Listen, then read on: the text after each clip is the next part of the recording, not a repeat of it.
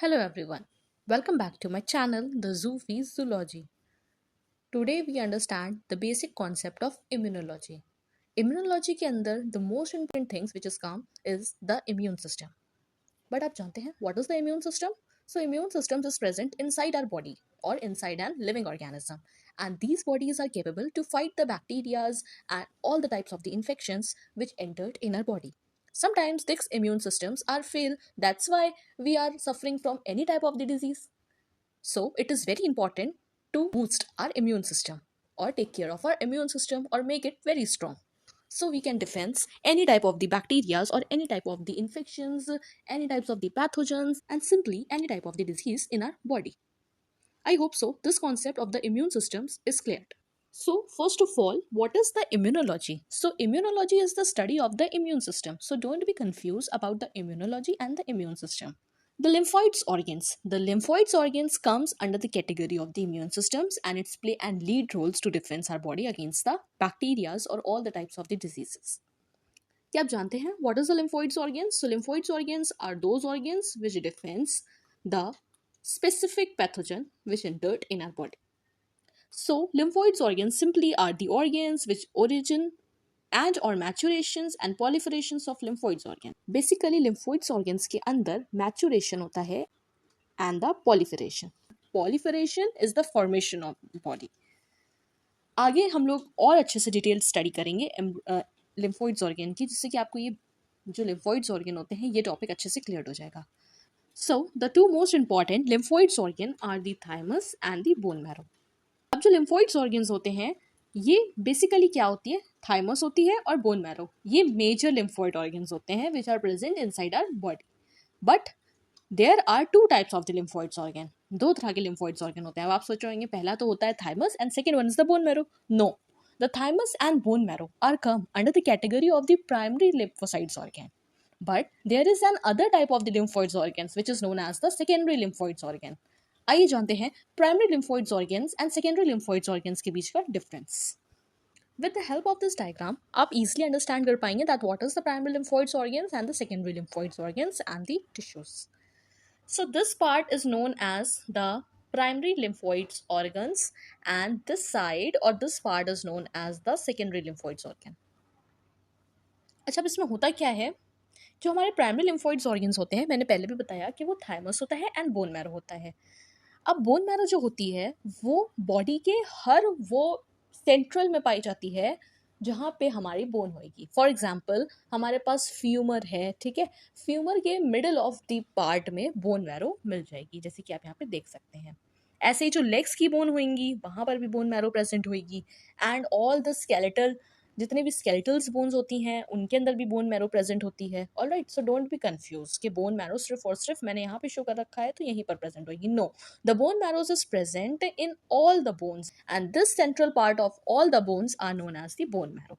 और इस bone marrow के अंदर हमारी टी भी मिल रही हैं सेल्स और हमारी पी सेल्स भी मिल रही हैं and even all the cells who is responsible for making the RBCs and WBCs are present in this bone marrow. And bone marrow is present whole structure of the human anywhere where the bone is present. So bone marrow और thymus जो हो गया वो क्या हो गया, primary lymphocytes का part हो गया. अब हम लोग सेकेंडरी लिम्फोइड्स की अगर बात करें तो जो हमारी सेकेंडरी लिम्फोइड्स होती हैं वो कौन सी हैं, lymph nodes and tonsils gland. Second one is the bronchus associated lymphoid tissues जो हमारी लंग्स में प्रेजेंट होती हैं, the lymphoids nodes, the bone marrows, spleen, lamina propria, metacentric lymphoid nodes, barrier patch, genitoureal lymphoid tissues, and the lymphoid nodes. These are the secondary lymphoids organs. And in primary lymphoids organs, the two organs are present, that is the thalamus and the bone marrow. I hope so कि इस diagram से मैंने बहुत ही अच्छे से आपको एक concept clear कर दिया होगा कि प्राइमरी लिम्फोइड्स ऑर्गन क्या होते हैं एंड द सेकेंडरी लिम्फोइड्स ऑर्गन. ये डायग्राम बहुत ही फनी सा है बट इसको आप समझने की कोशिश करिएगा. मैंने ये डायग्राम बहुत ही रफली बनाया है.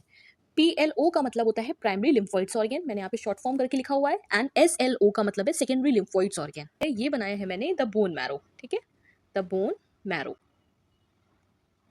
ये है हमारी बोन मैरो, ठीक है. इस बोन मैरो के अंदर मैंने बताया कि बीटा सेल्स भी बनती हैं और टी सेल्स भी बनती हैं, ठीक है. और जो बीटा सेल्स और टी सेल्स के अलावा सेल बनती हैं वो बहुत सी तरह की सेल्स बनती हैं, जैसे कि हमारी आरबीसीज बनाने वाली एंड डब्ल्यूबीसीज बनाने वाली, ठीक है।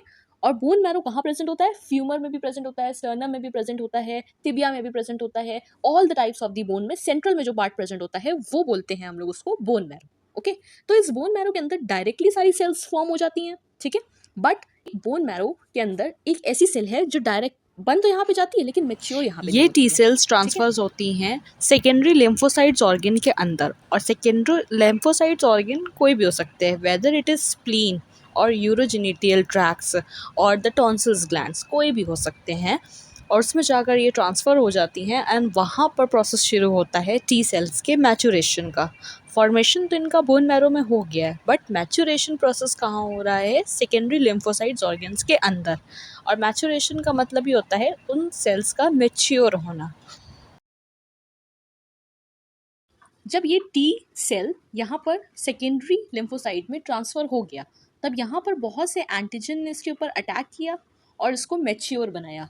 फिर ये सेकेंडरी लिम्फोइड ऑर्गन से रिलीज हुआ, और जब रिलीज हुआ तो ये क्या बन के निकला? T helper cell, T killer cell, T suppressor cell, T memory cell. जब ये मैच्योर हुआ तो ये इस सारे फॉर्म में निकला: T helper, T killer, T suppressor, T memory cells. So the concept of the primary lymphoids organ आप लोग को क्लियरली समझ आ गया है। अब हम लोग सेकेंडरी लिम्फोइड्स ऑर्गन की बात करें तो आप लोग को पता भी नहीं चला होगा, और आप लोगों ने प्राइमरी जो लिम्फोसाइट्स होते हैं उनको पढ़ते पढ़ते सेकेंडरी लिम्फोइड्स ऑर्गन्स के भी फंक्शन जान लिए हैं, क्योंकि मैंने आपको बताया था कि इस बोन मैरो के अंदर the T and the B cells formed होते हैं, ठीक है। बट ये टी सेल्स क्या करते हैं? ये सेकेंडरी के पास जाते हैं और यहाँ पर मैच्योर होते हैं। बहुत सारी एंटीजन से फाइट करने के बाद ये टी हेल्पर सेल्स में, T killer cells, T suppressor and T memory sales में रिलीज किए जाते हैं। और यही फंक्शन होता है सेकेंडरी लिम्फोइड्स ऑर्गन का कि वो टी सेल्स को मैच्योर करें और उनको रिलीज करें, ताकि वो different types of the organs के अंदर जाकर डिजीज से और पैथोजन से फाइट कर सकें। ऑलराइट, ये जो लिम्फोइड्स ऑर्गन्स होते हैं, ठीक है, दीज लिम्फोइड्स ऑर्गन्स, इसका एक बिहेवियर होता है, कहीं पर भी एक जगह रुकते नहीं हैं, ये ट्रैवल करते रहते हैं, ये माइग्रेट करते रहते हैं इनटू आवर होल बॉडी। पूरी बॉडी के सराउंड ये जो लिम्फोसाइट्स होते हैं ये ट्रैवल करते रहते हैं। ऑलराइट, अगर ये एक जगह किसी भी ऑर्गन के अंदर स्टे कर जाए तो हमारा इम्यून सिस्टम इतना ज़्यादा स्ट्रॉन्ग ना हो पाएगा, लेकिन ये ट्रैवल करते हैं, माइग्रेट करते हैं, इसी वजह से ये हमारे इम्यून सिस्टम को बहुत ज़्यादा एक्टिव बनाते हैं, स्ट्रॉन्ग बनाते हैं एंड बूस्ट करते हैं हमारी इम्यूनिटी को। और बेसिकली ये जो लिम्फोइड्स नोड्स होते हैं ये हमारी पूरी बॉडी पे प्रेजेंट होते हैं, ठीक है। तो डॉक्टर्स कभी कभी देखा होगा आपने, जब हमारे टॉन्सिल्स हो जाते हैं तो नेक पर हाथ को प्रेस करके चेक करते हैं। और अगर हम लोग बात करें द एग्जाम्पल्स ऑफ लिम्फोइड्स ऑर्गन की, तो वो बहुत ही क्लियर्ड है इस डायग्राम में कि बोन मैरो कि हमारा जो सेकेंडरी लिम्फोइड्स ऑर्गन्स होते हैं वो होते हैं हमारे लिम्फ नोड्स, जो पूरी बॉडी के अंदर प्रेजेंट होते हैं। स्प्लीन होता है म्यूकस एसोसिएटेड लिम्फोइड टिश्यू, यानी कि माल्ट, MALT। ये जो माल्ट होता है ये भी main site of entry for microbes होता है into our body through epithelium surface containing mucous epithelium cells. Over 50% of lymphoid tissue in the human body is located within the lining of the major tract.